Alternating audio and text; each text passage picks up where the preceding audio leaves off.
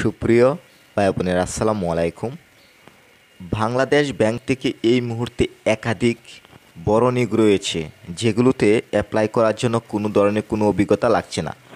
আপনার শিক্ষাগত যোগ্যতা ঠিক থাকলে আপনি অ্যাপ্লাইটি করতে পারবেন।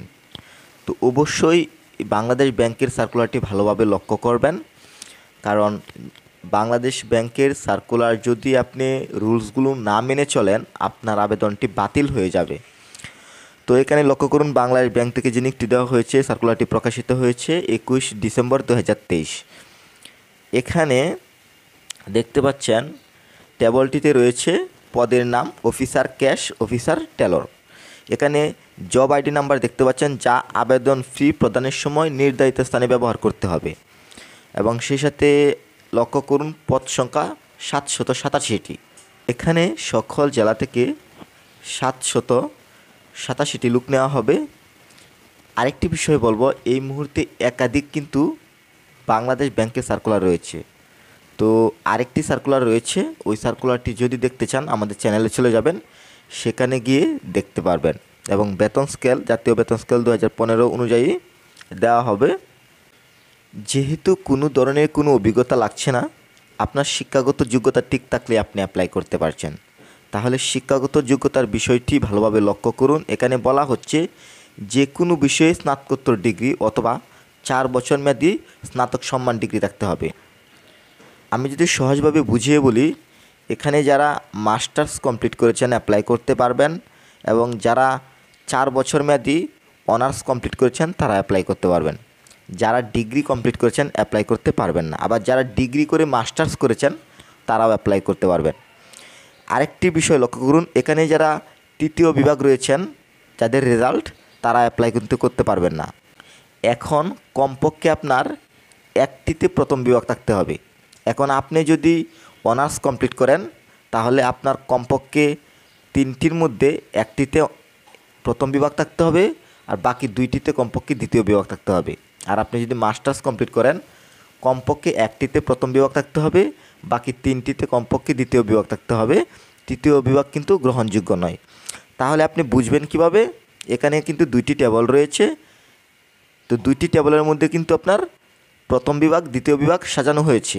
এখন আপনার পয়েন্টের সাথে মেলাবেন যে আপনি প্রথম বিভাগে আছেন নাকি দ্বিতীয় বিভাগে আছেন।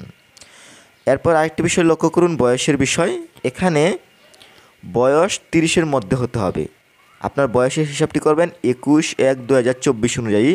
আপনার বয়স যদি 30-এর মধ্যে হয়, অ্যাপ্লাইটি অবশ্যই করতে পারছেন। এবং মুক্তিযোদ্ধা সন্তান এবং শারীরিক প্রতিবন্ধীদের ক্ষেত্রে 32 বছর। এবং সেই সাথে আবেদনপত্র দাখিল এবং ফি প্রদানের শেষ তারিখ 20/1/2024। তার মানে বর্তমানে আবেদনটি রানিং রয়েছে, আপনি এখন থেকে অ্যাপ্লাইটি করতে পারছেন। এবং আবেদনের শেষ তারিখ 20/1/2024। এবং ভেরিফাই পেমেন্ট এবং ট্র্যাকিং পেজ সংগ্রহের শেষ তারিখের সময় 23/1/2024। মানে 3 দিনের মধ্যে কিন্তু আপনাকে এটি সংগ্রহ করে রাখতে হবে। এরপর আরেকটি বিষয় লক্ষ্য করুন, মোস্ট ইম্পর্ট্যান্ট, আবেদন ফি। এখানে 200 টাকা লাগবে আবেদন করার জন্য। এবং অবশ্যই এটা কিন্তু আপনার ডাচ বাংলা মোবাইল ব্যাংকিংয়ের মাধ্যমে কিন্তু আপনি চাইলে দিতে পারবেন টাকাটি জমা। এবং এখানে যে লিঙ্কটি দেখতে পাচ্ছেন erecruitment.wb.org.bd, এই লিঙ্কটির মাধ্যমে অ্যাপ্লাই করতে হবে। আপনি যদি বেটার একটি অ্যাপ্লাই পেতে চান, অবশ্যই স্ক্রিনে দেওয়া নাম্বারে যোগাযোগ করবেন। আর বাংলাদেশ ব্যাংকের অ্যাপ্লাই অবশ্যই বেটার হতে হবে। যদি বেটার না হয় এবং যদি কোনো প্রকার বিন্দু পরিমাণও আপনি ভুল করেন, আপনার আবেদনটি বাতিল হয়ে যাবে।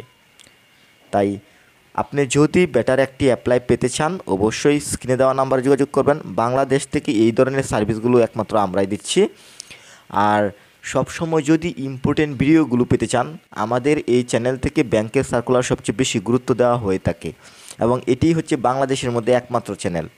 সবসময় যদি আপনি ব্যাংকের সার্কুলারগুলো পেতে চান, অবশ্যই আমাদের ইউটিউব চ্যানেলটি সাবস্ক্রাইব করে রাখুন, সেই সাথে ফেসবুক পেজটি ফলো দিয়ে রাখবেন। এছাড়াও কিন্তু আপনি আবেদন পদ্ধতিতে এখানে কিছু সার্কুলারের টার্মস অ্যান্ড কন্ডিশন দেখতে পাচ্ছেন, যেইখানে বলা হয়েছে এখানে আপনার সিবিটি যে পূরণ করবেন, মানে আপনার ফর্মটি যে পূরণ করবেন, অবশ্যই কিন্তু সার্টিফিকেট অনুযায়ী হতে হবে।